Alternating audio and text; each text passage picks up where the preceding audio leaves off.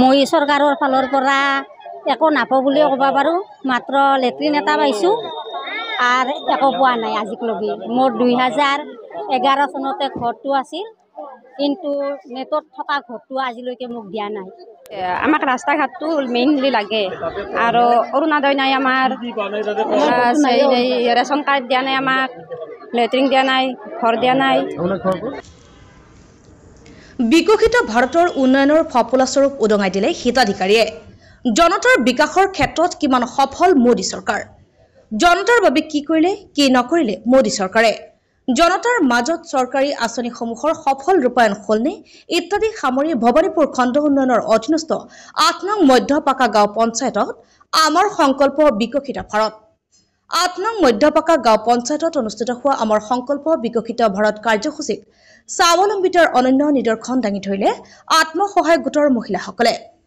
কাৰ্যসূচীত আত্মসহায়ক গোটৰ মহিলাসকলে নিজ হাতে বোৱা প্ৰতিটো জাতি জনগোষ্ঠীৰ সাজপাৰ, থলুৱাভাৱে বনোৱা আচাৰ, ক্ষুদ্ৰ ব্যৱসায়ী, চাহৰ দোকানেৰে কেনেকৈ স্বাৱলম্বী হ'ব পাৰে তাৰে দাঙি ধৰিলে নিদৰ্শন।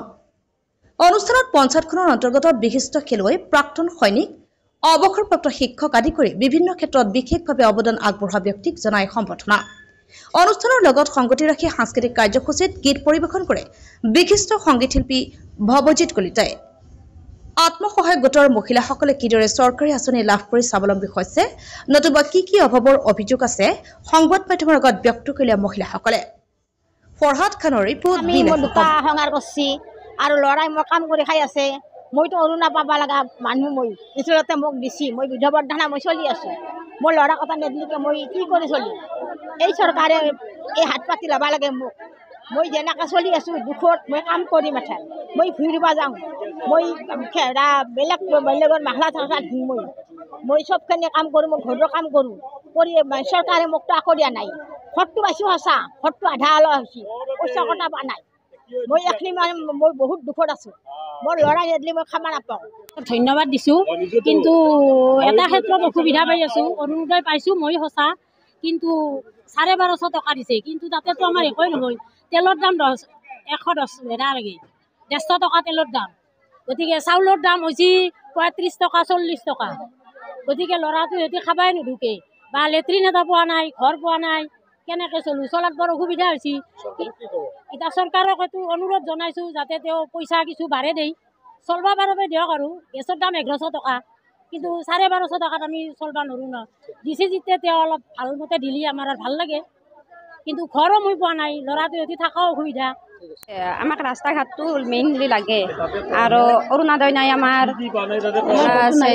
ৰেচন কাৰ্ড দিয়া নাই, আমাক লেট্ৰিন দিয়া নাই, ঘৰ দিয়া নাই। মোৰ ঘৰ এই জয়ন্তীপুৰত 3 নম্বৰ তৰালি হালৈ।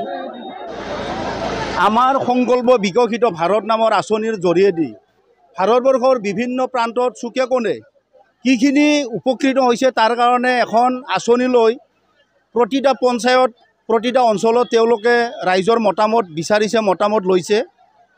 ভাৰত চৰকাৰক এটা কথা ক'ব লাগিব, তেওঁলোকে আঁচনি আমাৰ হিতাধিকাৰীৰ অৰ্থে কিছু আঁচনি ভাল লৈছে বুলি মই স্বীকাৰ কৰোঁ, আৰু কিছু আঁচনি তেওঁলোকৰ এই যিটো আঁচনি হিতাধিকাৰীৰ আঁচনি এইটো ভাল হোৱা নাই বুলি মই ভাবোঁ। যিখিনি আঁচনি ভাল হোৱা বুলি, যেনেকৈ আয়ুয়ে ঘৰ, লেট্ৰিন বা খাদ্য সুৰক্ষা, এইখিনি আঁচনি তেওঁলোকে ভাল লৈছে, কিন্তু আঁচনি যদিও ভাল হৈছে, কিন্তু তেওঁলোকে পৰ্যাপ্ত পৰিমাণে ইয়াৰ যিখিনি ধন দিব লাগে এই ধনখিনি দিয়া নাই। এটা আয়ুয়ে ঘৰৰ থাকালৈকে, উপযুক্ত হোৱালৈকে যিখিনি ধন লাগে ধনখিনি তেওঁলোকে দিয়া নাই। বেনিফিচিয়াৰীক আচলতে উপযুক্তভাৱে থকালৈকে ধন দিব পৰা নাই। গতিকে মই এটা অনুৰোধ জনাওঁ, এইটো ভেক ভাওনা নকৰি চলিব পৰাকৈ ধন দি এই হিতাধিকাৰীৰ আঁচনিখিনি আচলতে